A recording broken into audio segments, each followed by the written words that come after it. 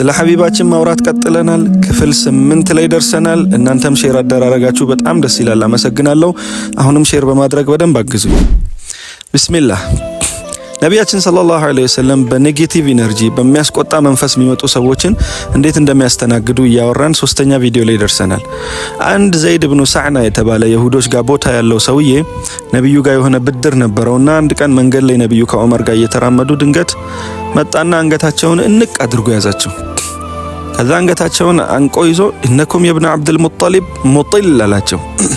እናንተ የአብዱል ሙጠሊብ ቤተሰቦች ሆይ የሰውን ነገር ማንዛዛት ትወዳላችሁ፣ ብድርም ሆነ ምንም ማንዛዛት ትወዳላችሁ ብሎ ምንጭቅ አድርጎ አንቆ ነብዩን እንዲያ አመናጨቃቸው። በጣም በዛ ሰዓት አጠገባቸው የነበረው ዑመር ኢብኑል ኸጣብ ነበር። አስቡት። ዑመር እንግዲህ ዑመርን ሚያቅ ይረዳኛል።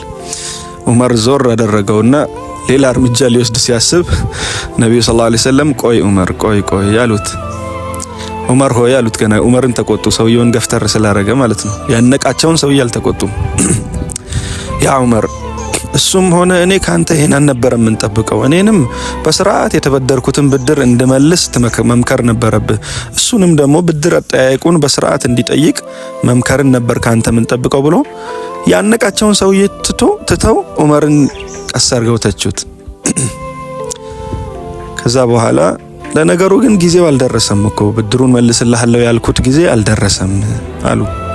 ታሪኩን ከመቀጠሌ በፊት ግን ቆም አድርጋችሁ አዳምጡኝ እስቲ አንድ ያሳባችሁ። ነብዩ ሰለላሁ ዐለይሂ ወሰለም አላህ የሆነን ተራራ ወርቅ አድርግልኝ ቢሉ ወርቅ ሊያደርግላቸው የሚችሉ ነብይ ከአንድ ይሁዳ ተበድረው በብድር ምክንያት መተው ሲታነቁ ምን ያህል ለዱንያ ቦታ እንደሌላቸው፣ እቺ ዱንያ እውነትም በእግረ መንገድ የምትታለፍ ሀገር መሆኗን በደንብ ፊል እንድናደርግ ያደርገናል እንጂ ዱንያ ደና ነገር ብትሆን ከነብዩ በላይ የሚገባ ሰው አልነበረም። ግን ነብዩ ተበድረው ይኖሩ ነበር። ሱብሃንአላህ።